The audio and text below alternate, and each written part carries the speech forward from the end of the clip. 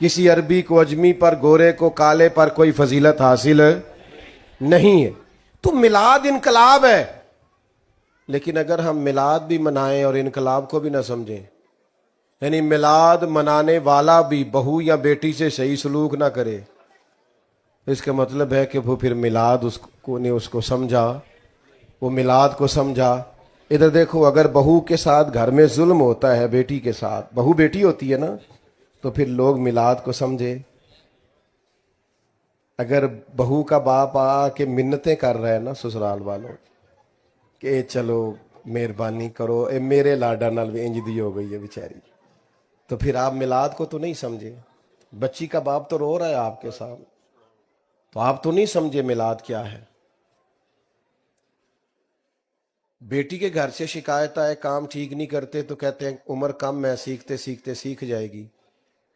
اور بہو سے کام ٹھیک نہ ہو تو فتوی بدل جاتا ہے، کہتے تینوں سکھا کے نہیں کلیا تیری ماں نے، تو اپنی بیٹی کے بارے میں تو تیری رائے اور ہے۔ تو بیٹیوں کے ساتھ تو اپنا رویہ، یہ جو سسرال کا معاملہ ہے نا، بیٹیوں کے سسرال کا، آپ کو پتہ نہیں، بہت سارے باپ رات کو سوتے نہیں، بچی کی اماں وظیفے پوچھ رہی ہے کہ سسرال میں بڑی زیادتی ہوتی ہے، کچھ بتاؤ میری بیٹی کو سکون ہو جائے۔ تو میلاد منانے والے بھی ایسا کرتے ہیں، وہ بھی یہ تکلیف دیتے ہیں۔ اور اگر تیرے گھر کے سامنے رات کو 10,000 روپے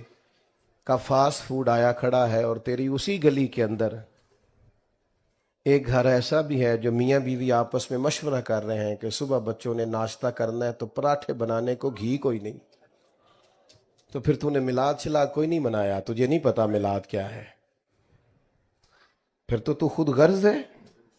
اس کی تو نبی پاک صلی اللہ علیہ وسلم نے نفی کی ہے، پھر تو سمجھا ہی نہیں میلاد کیا ہے۔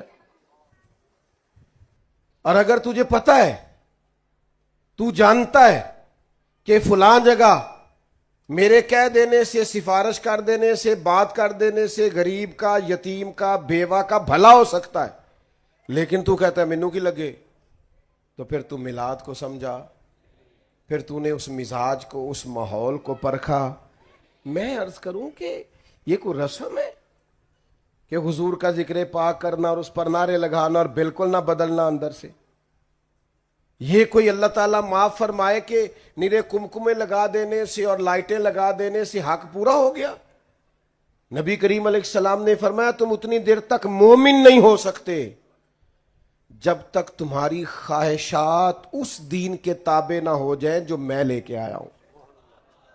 کوئی نہیں سمجھ آئی آپ کو؟ حضور فرماتے ہیں تم نے خواہش بھی